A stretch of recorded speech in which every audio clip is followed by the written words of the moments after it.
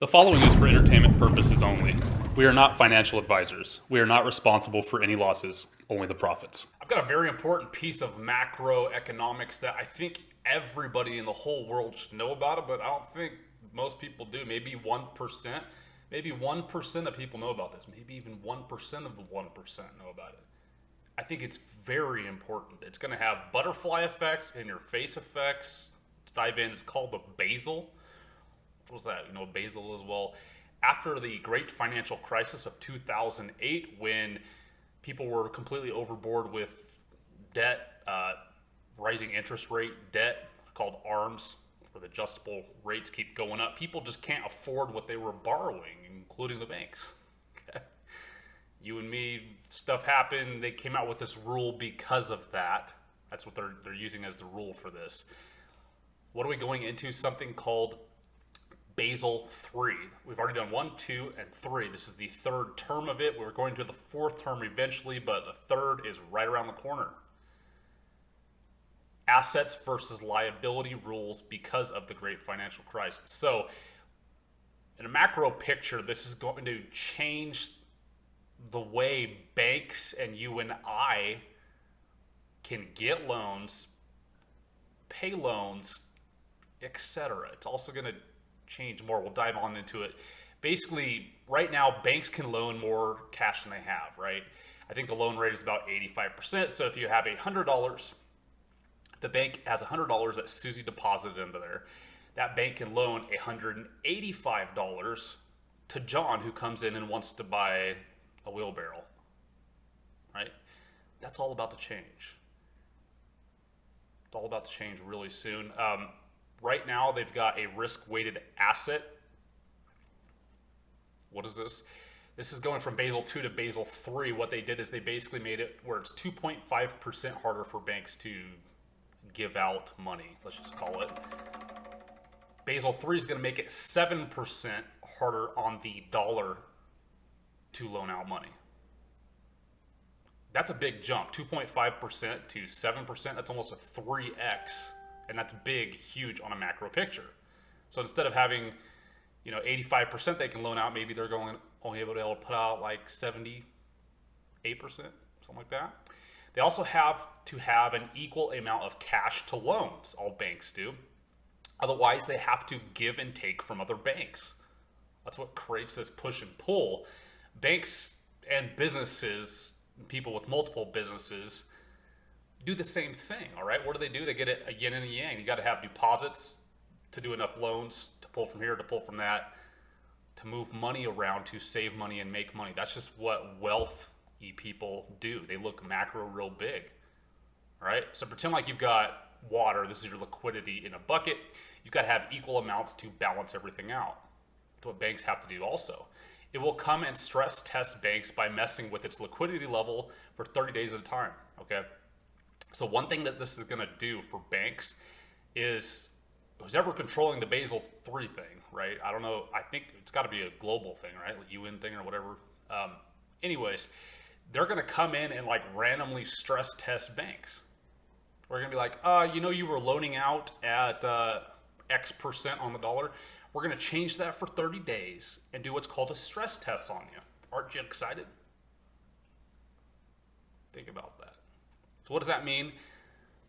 Maybe banks can only loan $50 on $100 now. Maybe that's what they should be doing anyway, but think where they're at right now. Remember, I've been talking about how banks have been tightening down on lending standards no matter what the Fed does or tries to sprinkle on top of them. They're still tightening down on the standards. Why? One of the reasons this is coming. Okay? Can you imagine getting randomly stress tested by the Basel 3 Foundation? Come to your bank. This will mess with the return on investment. Let's call it the ROI for banks. Totally, right? Net results to capital equals ROE. We'll get into that. Here's where you're going to have like the water balance, with the loans versus deposits we're talking about, right? They've got to balance out. But with this is basically going to randomly pour a little bit more water onto one side and make the other side go up. And the banks have to try to figure it out, and they're also making it harder where they can't like come in and take money or loans and swap them through other banks either. So I've talked about that too, like with mortgage loans, like a little itty bitty credit union or whoever comes up and they get a bunch of credit card accounts or they get a bunch of mortgages, right? Big banks will come in like Chase or Wells Fargo and they'll buy like 5,000 of those contracts or mortgages or credit card liabilities from them, okay, at a time. They sell them to them. They're making it so they can still do that, but they're also tightening even that. So what does that mean? So that means in-house, they've got to keep even more liquidity, a ton more liquidity, because they can't just sit there and swap loans and sell loans as easily as before either. They used to be able to just call up their homie over at B of A and be like, yo, dude, we're going to get tested, right? We're getting our 30-day test. I need to offload 5,000, 50,000 of these home loans or credit cards to balance out the sheets. Can you do it? And I'm going to be like, no, man, you got to go through the process now. You got to go through the process, bro. How long does the process take? Who knows, dude?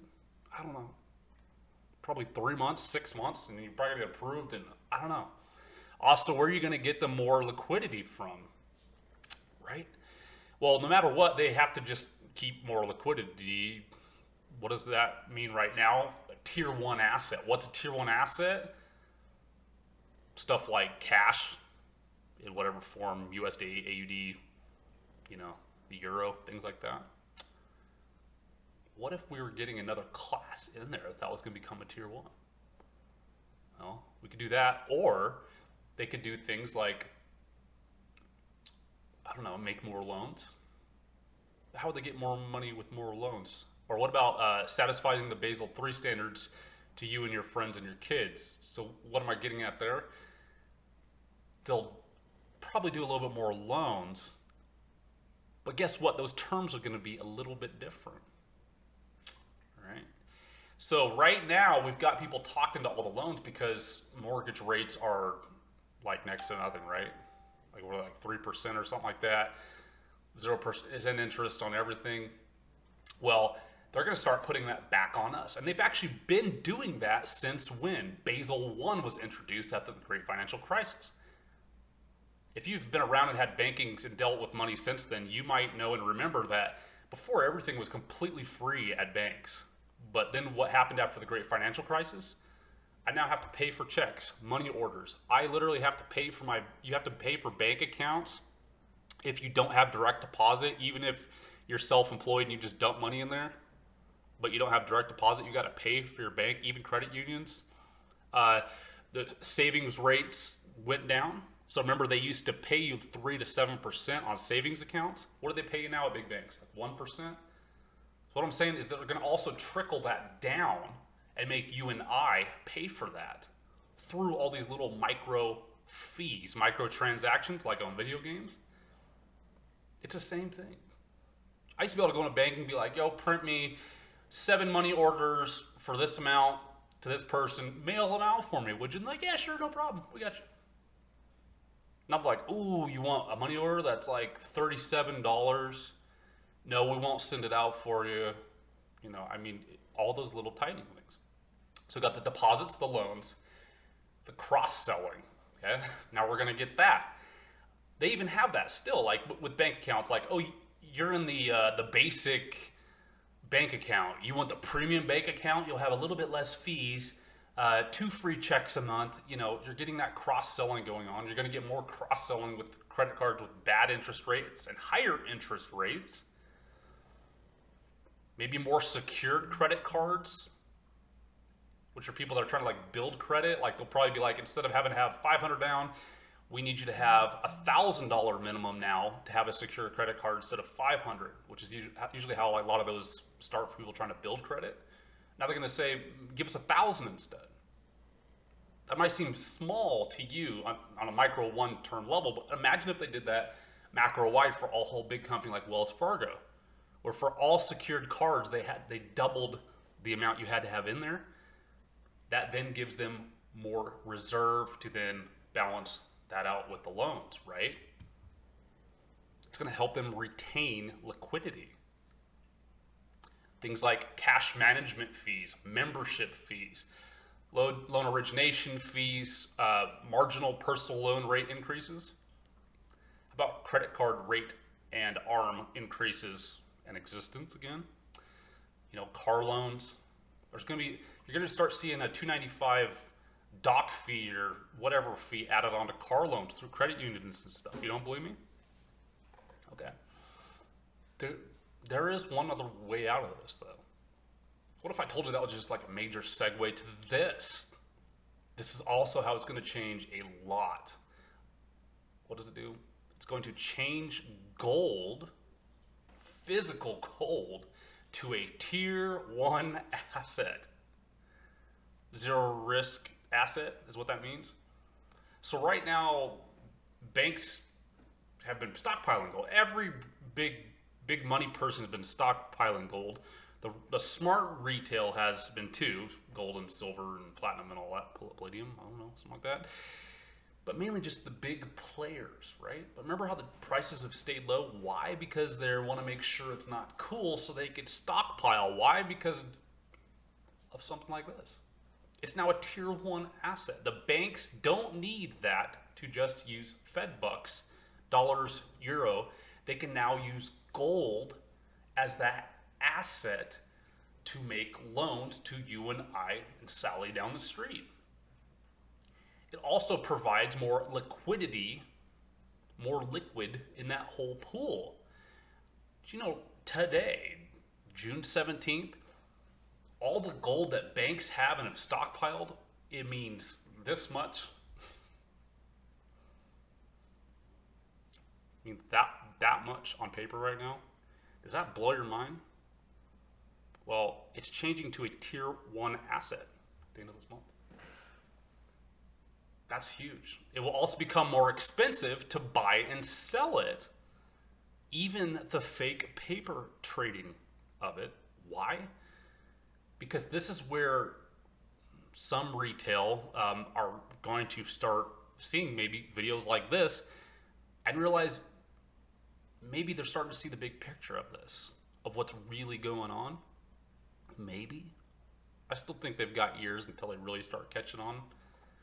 But what's going to happen until then? The banks are still going to be trying to hoard this. Nations are still going to be trying to hoard all of this. Gold must be physical and held by the institutions in their own vaults now. Okay? So before, how a lot of these people were playing this, how the paper market works, the COMEX, where people are trading stuff, stock market and all that, a lot of it was supposed to be backed by physical gold and silver, but as y'all might know, most of the time it's not. People can go and ask for delivery, and then the people are like, oh, we can't. Or we'll get it to you, we'll let you know, and people are still sitting there waiting for delivery of their paper gold to physical gold and silver. Most gold investments are leased or borrowed or held in paper form right now. Does that scare you a little bit? Most of the gold that is and silver that's owned is actually just leased or borrowed and is held in a paper form. So you think banks, countries, nations were hoarding while cheap? Maybe now more. Did you know that banks can currently at the time of this video lend out a whole 0% on gold? Nothing. But after this takes effect, they can loan up to 85% of current spot rate. What is spot rate? So if you look up, you know, silver right now is like, I don't know, $25 an ounce. Gold's at, I don't even know, $1,800 an ounce or something like that. Right now, they can loan 0 to that.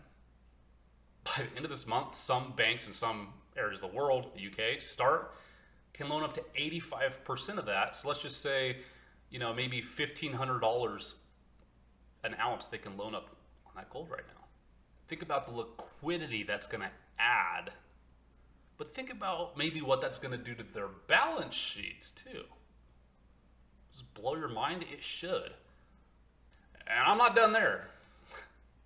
That also clears up the speculative, non-marginable, loanable liability and makes it into an asset. Because remember, people like Warren Buffett, all those big boys have been saying for years, even though they've been accumulating physical themselves, that things like gold are a speculative play. Why would you invest in it? It's just a fool's way to buy stuff. Remember how I was telling you the past couple of years, he hasn't been talking too much about it. $100 of cash and savings right now, and $100 worth of gold. Okay, so if you have $100 worth of gold, $100 worth of savings in a bank, they can loan 85% only on the $100 right now, which is $85.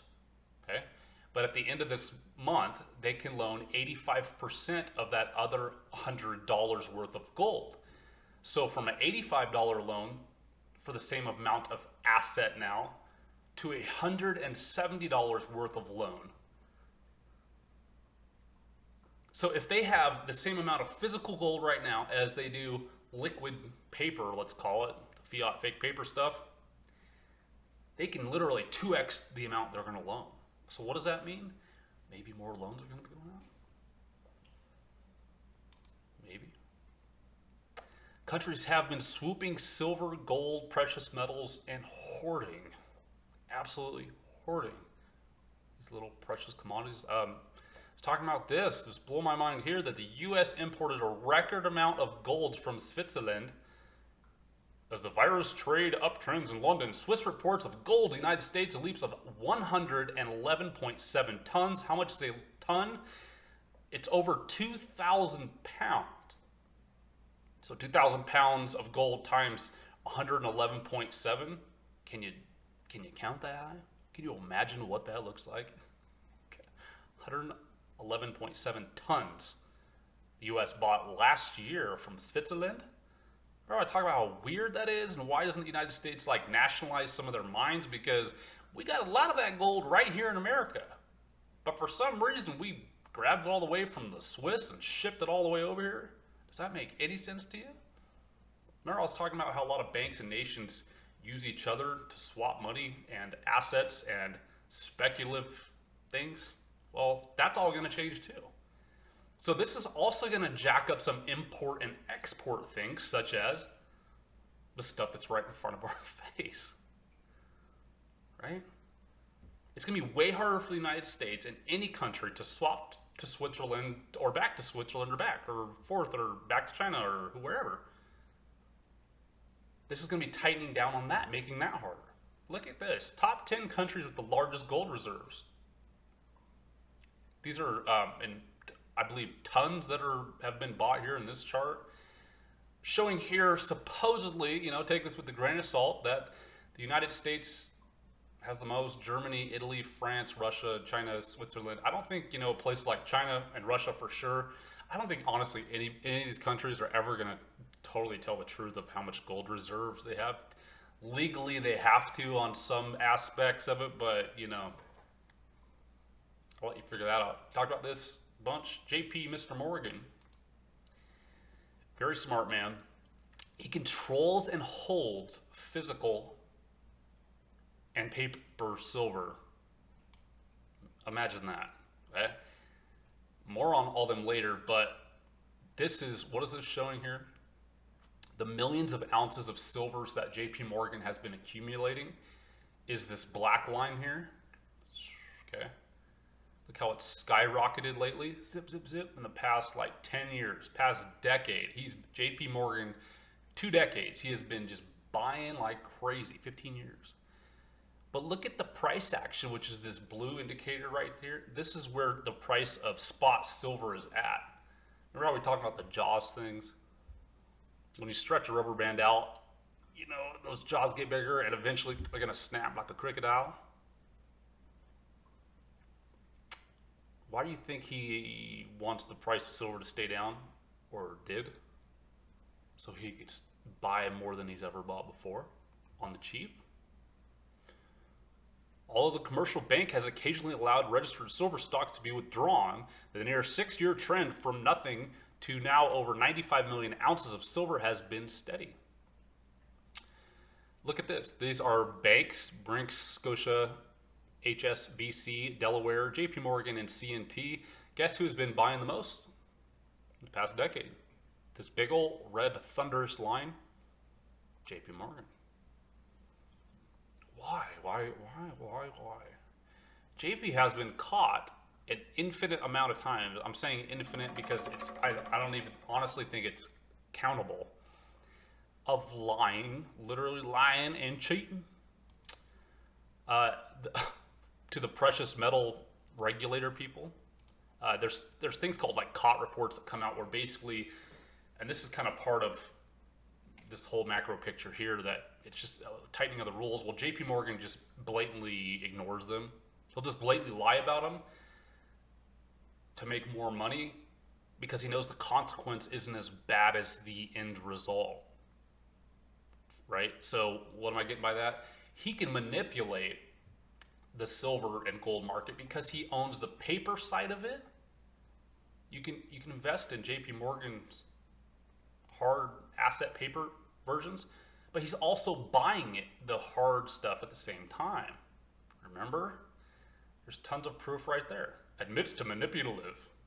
Agrees to pay $920 million in fines for injecting false, misleading information concerning the existence of being able to show backed physical. This is all real right in front of your face right here. How much money do you think he actually made if he was willing to pay that $920 million fee? Pennies. The COMEX is supposed to back the paper, gold, silver, etc., but they don't have it and do not deliver when asked. Banks need a higher gold price to keep their balance sheets. They all broke, y'all. They ain't got no money. Eh? So this is one huge thing this is going to do. Right? So if they've been all hoarding all this gold and silver just for the heck of it, right? Because it's speculative and that's why they're doing it. Do you think maybe they were doing it because they know that they can just hurry up and pay off a bunch of debt? Are banks and countries in debt? No. Well, yeah. Yeah, they are. Here's some charts showing you here. Central bank balance sheet of the United States. Trillions, trillions in debt. Right? How's that going to get paid off? I was telling you before, me, through little micro transactions, we'll call it, fees. But also, all of a sudden making all this speculative, quote unquote, weird yellow metal and silver metal thing worth something. It's all of a sudden going to be worth something. And guess what these charts are going to keep doing as far as nationalized debt, bank debt, and all that? Top story is just a real quick search I got. The ECB should consider helicopter money to boost inflation. What's helicopter money? Basically, that's a slang way of saying a helicopter goes over unemployed folks and drops out free money, which, as you might know, actually deflates the amount of worth of that dollar bill that they're dropping on top of your head. The French advisors say. The Eurozone at a turning point, but too early to debate the end of the ECB. Help. How the ECB changed its strategy in the midst of the thing that happened since March last year. Yeah, but you know what? Let's go to our homie George Soros. What does he think? What does he think we should do to fix the banks? Well, the billionaire financier, George Soros, backed. What is he backing? The perpetual bond. Have you heard of that? I'm not seeing a little funky. Solution is to avoid the UK's COVID debt hurting the taxpayers, huh? What is a perpetual bond? Well, it's used to fund the Napoleonic Wars and World War I. What is it? Perpetual bonds would never need to be repaid and could help the UK and other European nations out of the COVID cash crunch. What does that mean? That's another word for money printing for the big boys that they never have to pay back. Oh my gosh. Love this story, and I'm just super glad we're not going through it, and pray for everyone that did. But so Mr. Teddy Bear Roosevelt himself, remember that smoke and mirrors thing he did back in like 1935, I think, ish? Basically what he did is he made an announcement where he's like, we're going to come take all your physical silver, people. Yeah, Give me all your physical silver and gold, okay? In exchange for that, trust me, I'm the president, trust me, I'm going to give you some of our Fed bucks that we printed in exchange for your physical. What do most people do? They said, okay, yeah, we'll help you out, Mr. Teddy Bear. Here, Mr. Teddy Bear, take my hard asset here. And guess what they did to the price of gold after they got the physical gold? Guess what happened to the physical gold price after the government got all the gold? Guess who wasn't holding any at that point? Your grandma and your grandpa? This is exactly what's happening. They're just doing it a completely different way. It's so easy to manipulate people now because of where we're at. What do you watch right now? The internet, dude. It's so easy because they control it all. It's all right there beeping at you all the time. They hear it all. This isn't tinfoil hat stuff. This is real, okay? This is exactly what's happening. Maybe that's actually just what they've been doing right in front of our faces. Not mine, though, right? Not mine. Because I collect that stuff, right? I collect it because it's speculative, right? That's the only reason? Well, I think there's a little bit more reason to buy it. So essentially, it was a way to truly stimulate, bail out the market makers / elite by flogging our grandparents at the knees. That was a little dark, I'm sorry. So what does this all have to do with me? Well, first of all, the start date of this in the UK is going to be the 28th of this month. We should throw a party.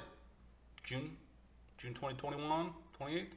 Starting in the British region of the world, they're going to start at January 1st for all their banks. They've got to be in this. They got to be ready for those weird 30-day hits. They're going to test them. How are they going to do that? Hurting you and I, and your parents, and your cousins, okay? And then because of all the hard assets they have that aren't assets yet, but will be in a couple days. Okay. All right, so where are we here? Well, I want you to know all that, okay? But let's make money. Let's make money with them. How?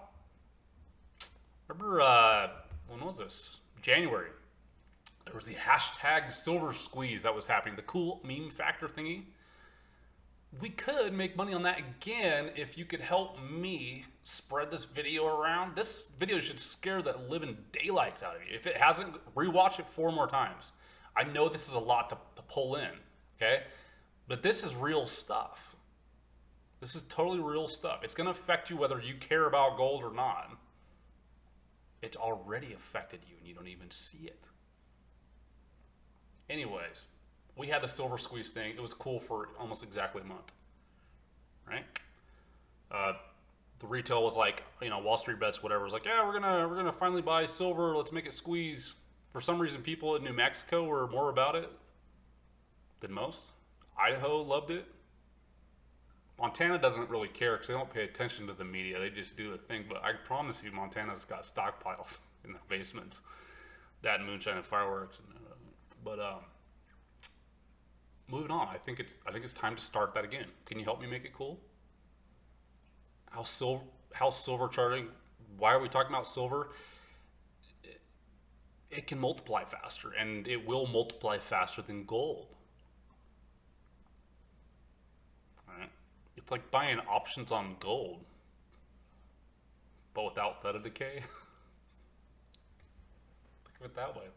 Just this baby brother that ends up following it and multiplies more on the way up. You can buy gold though. Gold's almost at all-time highs though, and silver's not even close to all-time highs. How high is it going to go? I know you want me to answer that. My answer is going to be, it's going to multiply like crazy.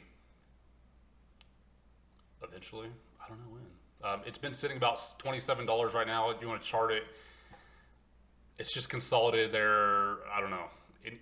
Whenever this takes off, whenever this floodgate does happen, I'm sure it's going to be because of either the retail push. If we actually do ever get a big silver squeeze and really people get out of the the dumb meme stocks and just put it into something cool like this that can actually really change the world. You know, that could happen, or what's probably going to happen is that won't happen, and the market makers will make it go up when they want it to. And it will also benefit them on the way up more than you and me, but we can still make money on the way. So you can buy just physical silver. I always say you should have that. You should have at least 5% of your net worth in physical silver right now. SILV, Silver Crest Metals. This is a decent one to buy. You know, you can buy this one. Here's a chart for you. Here's another one, is the SLV ETF, the lame sauce, but very well known. This is one of those COMEX things that, you know, they're supposed to have backed physical for every ounce of digitalness that they're going to sell, but they never do, type of deal. You could buy that. This thing will rip faces. This one here. This is at least some miners. It's kind of like an ETF of miners. You can buy this one, SIL. How about this one? AG, First Majestic Silver. This is a big boy silver play with many places to mine. This one's going to rip faces. If you want boring but will deliver physical and just kind of the ETF style, grab this one here, which is the Sprott, Eric Sprott Physical Silver Trust ETF-ish thing. Okay? If you want to play how I like to play stuff, if you really want to print and multiply like a bandit, you can come watch these two videos here. I'm not plugging these videos. I'm just trying to cut this video. I think these videos are probably really long, but there's tons of good information, tons of good, amazing plays where these will multiply like crazy, dude, like absolutely nuts. This is down in the description if you don't know. Please friend us on Twitter and StockTwits.